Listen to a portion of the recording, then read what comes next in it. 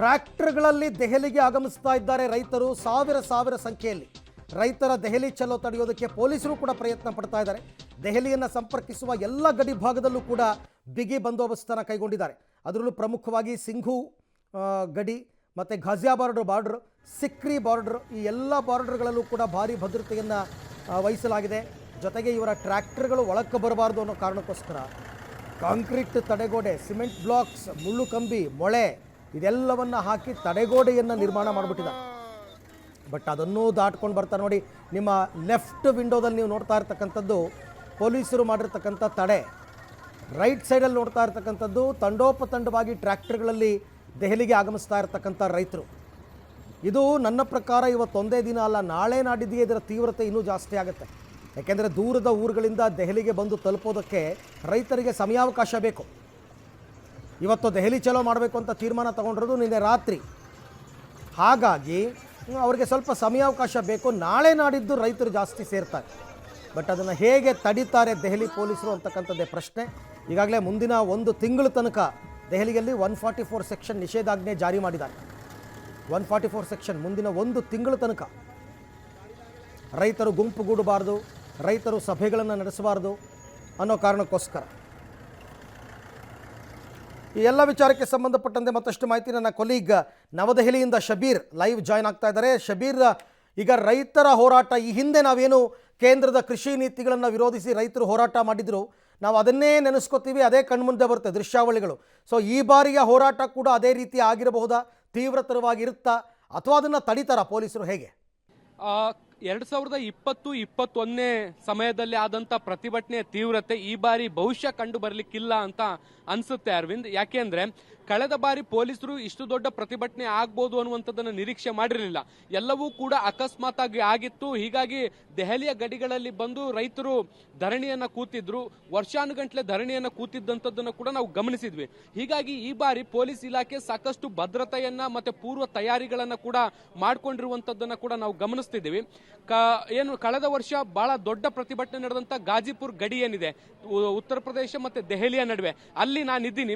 ಕಳೆದ ಬಾರಿ ಪ್ರೊಟೆಸ್ಟ್ ಹೇಗೆ ನಡೆದಿತ್ತು ಮತ್ತೆ ಈ ಬಾರಿಯ ಸಿದ್ಧತೆಗಳು ಹೇಗಿದಾವೆ ಅನ್ನುವಂಥದ್ದನ್ನ ಕೂಡ ನೀವು ದೃಶ್ಯಗಳಲ್ಲಿ ಗಮನಿಸ್ತಾ ಹೋಗ್ಬೋದು. ನೀವೀಗ ನೋಡ್ತಿದ್ದೀರಲ್ಲ ದೃಶ್ಯಗಳು, ಇದು 2020-21 ಸಮಯದಲ್ಲಿ ಬಹಳ ದೊಡ್ಡ ಪ್ರಮಾಣದಲ್ಲಿ ರೈತರು ಇಲ್ಲಿ ಪ್ರೊಟೆಸ್ಟ್ ಅನ್ನ ಮಾಡಿರುವಂತದ್ದನ್ನ ಕೂಡ ನಾವು ಗಮನಿಸಿದ್ವಿ. ಈ ಬಾರಿ ಕೂಡ ಆ ರೀತಿಯಾದಂತಹ ಸನ್ನಿವೇಶಗಳು ನಿರ್ಮಾಣ ಆಗಬಾರದು ಅನ್ನುವಂತ ಕಾರಣಕ್ಕೆ ಬಹಳಷ್ಟು ಬಿಗಿ ಭದ್ರತೆಯನ್ನು ವಹಿಸುವಂತ ಕೆಲಸವನ್ನ ಸದ್ಯಕ್ಕೆ ಗಾಜಿಪುರ ಬಾರ್ಡರ್ ಅಲ್ಲಿ ಮಾಡಿಕೊಳ್ಳಲಾಗಿರುವಂತದ್ದು. ಸುಮಾರು 6,000 ಪೊಲೀಸರನ್ನ ಇಲ್ಲಿ ನಿಯೋಜಿಸುವಂತ ಕೆಲಸವನ್ನ ಮಾಡಲಾಗಿದೆ. ಜೊತೆಗೆ ಹೆಚ್ಚುವರಿಯಾಗಿ ಕೇಂದ್ರದ ಮೀಸಲು ಪಡೆಗಳನ್ನ ಕೂಡ ನಿಯೋಜಿಸುವಂತ ಕೆಲಸವನ್ನ ಕೂಡ ಮಾಡಲಾಗ್ತಾ ಇರುವಂತದ್ದನ್ನ ಕೂಡ ನಾವು ಗಮನಿಸ್ತಾ ಇದ್ದೀವಿ. ಎಲ್ಲ ಕಡೆಯೂ ಕೂಡ ಪೊಲೀಸ್ ಬಿಗಿ ಭದ್ರತೆ ಇರುವಂತದ್ದನ್ನ ಕೂಡ ನೀವು ಗಮನಿಸಬಹುದು. ಸಾಕಷ್ಟು ಪೂರ್ವ ತಯಾರಿಗಳನ್ನ ಈ ಬಾರಿ ಮಾಡಿಕೊಳ್ಳಲಾಗಿದೆ. ಮುಖ್ಯವಾಗಿ ನಾವು ಗಮನಿಸೋದಾದ್ರೆ ಎಲ್ಲಿಂದ ರೈತರು ಬರ್ಬೋದು, ಅದು ಫಾರ್ ಎಕ್ಸಾಂಪಲ್ ಹರಿಯಾಣ ಆಗಿರ್ಬೋದು, ಪಂಜಾಬ್ ಆಗಿರ್ಬೋದು, ಉತ್ತರ ಪ್ರದೇಶ ಆಗಿರ್ಬೋದು, ಈ 3 ಗಡಿಗಳನ್ನ ದೆಹಲಿ ಹಂಚಿಕೊಂಡಿರುವಂತದ್ದು. ಹೀಗಾಗಿ 3 ಗಡಿಗಳನ್ನ ಕೂಡ ಸೀಸ್ ಮಾಡುವಂತದ್ದು ಅಥವಾ ಲಾಕ್ ಮಾಡುವಂತ ಕೆಲಸವನ್ನ ಈಗಾಗಲೇ ಪೊಲೀಸರು ಮಾಡಿರುವಂತದ್ದು. ಮುಖ್ಯವಾಗಿ ಕೇವಲ ದೆಹಲಿ ಗಡಿಗಳನ್ನ ಮಾತ್ರ ಬಂದ್ ಮಾಡುವಂತದ್ದಲ್ಲ, ಹರಿಯಾಣ ಆಗಿರ್ಬೋದು, ಉತ್ತರ ಪ್ರದೇಶ ಆಗಿರ್ಬೋದು, ಪಂಜಾಬ್ ಆಗಿರ್ಬೋದು, ಆ ರಾಜ್ಯವನ್ನು ಕೂಡ ರೈತರು ದಾಟದಂತ ಸನ್ನಿವೇಶವನ್ನ ನಿರ್ಮಾಣ ಮಾಡುವಂತ ಕೆಲಸವನ್ನ ಮಾಡಲಾಗಿದೆ. ಅದಕ್ಕಾಗಿ ದೊಡ್ಡ ದೊಡ್ಡ ಕಾಂಕ್ರೀಟ್ ಬ್ರಿಕ್ಸ್ ಗಳನ್ನ, ತಡೆಗೋಡೆಗಳನ್ನ ನಿರ್ಮಿಸುವಂತ ಕೆಲಸವನ್ನ ಮಾಡಲಾಗಿದೆ. ರಸ್ತೆಗಳಿಗೆ ಮೊಳೆ ಹೊಡೆಯುವಂತ ಕೆಲಸವನ್ನ ಮಾಡಲಾಗಿದೆ. ಇದ್ರ ಜೊತೆಗೆ ಏನು ಬೇರೆ ಬೇರೆ ಮುಳ್ಳು ತಂತಿಗಳನ್ನ ಹಾಕುವಂತದ್ದನ್ನು ಕೂಡ ನಾವು ಇಲ್ಲಿ ಗಮನಿಸ್ತಾ ಇದ್ದೀವಿ.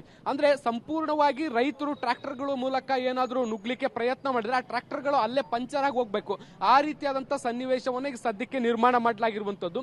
ದೆಹಲಿಯಲ್ಲಿ ಈಗ ಪ್ರತಿಭಟನೆಯ ಕಾವು ಹೆಚ್ಚಾಗ್ತಾ ಇರುವಂತಹ ಹಿನ್ನೆಲೆಯಲ್ಲಿ ನೀವು ನೋಡಬಹುದು ಯಾವ ರೀತಿಯಾದಂತಹ ಟ್ರಾಫಿಕ್ ಜಾಮ್ ಸಮಸ್ಯೆ ಈಗ ಶುರುವಾಗಿದೆ ಅನ್ನುವಂಥದ್ದು. ಯಾಕೆಂದ್ರೆ ಮುಖ್ಯವಾಗಿ ದೆಹಲಿಗೆ ಉತ್ತರ ಪ್ರದೇಶ ಅಥವಾ ನೋಯ್ಡಾ, ಗಾಜಿಯಾಬಾದ್ ಹೀಗೆ ಬೇರೆ ಬೇರೆ ಭಾಗಗಳಿಂದಲೂ ಕೂಡ ಜನರು ಪ್ರತಿನಿತ್ಯ ಕೆಲಸಕ್ಕೆ ಬರ್ತಾರೆ. ಅವರೆಲ್ಲರಿಗೂ ಕೂಡ ಸಂಚಾರಕ್ಕೆ ಬಹಳಷ್ಟು ದೊಡ್ಡ ಸಮಸ್ಯೆ ಆಗಿರುವಂತದ್ದನ್ನು ಕೂಡ ನೀವು ಗಮನಿಸಬಹುದು. ಉತ್ತರ ಪ್ರದೇಶ ಮತ್ತೆ ದೆಹಲಿಯ ಗಡಿ ಸಂಪೂರ್ಣವಾಗಿ ಟ್ರಾಫಿಕ್ ಜಾಮ್ ಆಗಿರುವಂತದ್ದನ್ನು ಕೂಡ ನೀವು ಗಮನಿಸಬಹುದು. ಎಲ್ಲ ಕಡೆಯೂ ಕೂಡ ವೆಹಿಕಲ್ಗಳು ಎಲ್ಲೂ ಕೂಡ ಮೂವ್ಮೆಂಟ್ ಆಗ್ತಾ ಇಲ್ಲ, ಎಲ್ಲವೂ ಕೂಡ ಸ್ಟ್ರಕ್ ಡೌನ್ ಆಗಿರುವಂತದ್ದನ್ನು ಕೂಡ ನೀವು ಗಮನಿಸ್ತಾ ಹೋಗ್ಬೋದು. ಒಂದ್ ರೀತಿ ಜನರು ಕೂಡ ಕಂಗಾಲಾಗಿ ಹೋಗಿದ್ದಾರೆ. ಯಾವ ಅದನ್ನ ಕೂಡ ನಾವಿಲ್ಲಿ ಗಮನಿಸ್ತಾ ಇದೀವಿ. ಇದು ಒಂದು ಕಡೆ ಜನರ ಸಮಸ್ಯೆ ಆದ್ರೆ ಮತ್ತೊಂದು ಕಡೆ ರೈತರನ್ನ ತಡಿಲಿಕ್ಕೆ ಬೇಕಾದಂತಹ ಎಲ್ಲ ತಯಾರಿಗಳನ್ನ ಈಗ ಸದ್ಯಕ್ಕೆ ಪೊಲೀಸ್ ಇಲಾಖೆ ಮಾಡ್ಕೊಂಡಿರುವಂತದ್ದು. ಕೇವಲ ಗಾಜಿಪುರ್ ಮಾತ್ರ ಅಲ್ಲದೆ ಇದು ಸಿಂಗು ಬಾರ್ಡರ್ ಆಗಿರ್ಬೋದು. ಸಿಂಗು ಬಾರ್ಡರ್ ಕೂಡ ಪಂಜಾಬ್ ಮತ್ತೆ ಹರಿಯಾಣದಿಂದ ದೆಹಲಿಗೆ ಸಂಪರ್ಕಿಸುವಂತ ಗಡಿಯಾಗಿರುವಂತದ್ದು. ಅಲ್ಲೂ ಕೂಡ ಬಹಳಷ್ಟು ದೊಡ್ಡ ಭದ್ರತೆಯನ್ನು ಕೂಡ ನಿಯೋಜಿಸುವಂತ ಕೆಲಸವನ್ನ ಮಾಡಲಾಗಿದೆ. ಇಲ್ಲಿ ಗಮನಿಸಬೇಕಾದಂತ ಸಂಗತಿ ಏನು ಅಂದ್ರೆ ಹರಿಯಾಣ ಮತ್ತೆ ಪಂಜಾಬ್ ಅನ್ನೇ ಕ್ರಾಸ್ ಮಾಡ್ಲಿಕ್ಕೆ ಆಗದೆ ಇರುವಷ್ಟು ಭದ್ರತೆಯನ್ನ ಈಗ ಅಲ್ಲಿ ನಿಯೋಜನೆ ಮಾಡಲಾಗಿದೆ.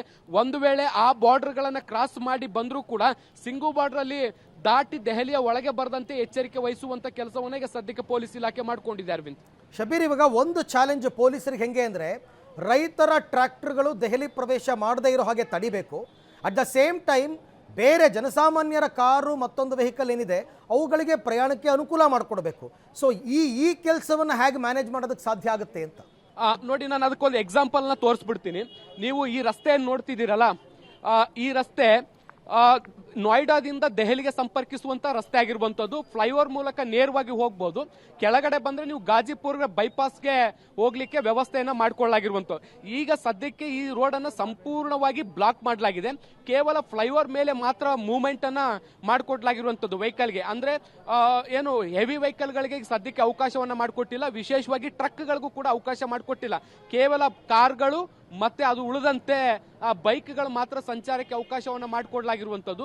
ಅದನ್ನ ಹೊರತುಪಡಿಸಿದ್ರೆ ಈ ಟ್ರಾಕ್ಟರ್ಗಳು ಬರದಂತೆ ಎಚ್ಚರಿಕೆಯನ್ನು ವಹಿಸಲಿಕ್ಕೆ ದೊಡ್ಡ ದೊಡ್ಡ ಕಂಟೈನರ್ ಗಳನ್ನ ಬಳಸ್ಕೊಳ್ಳಲಾಗಿದೆ.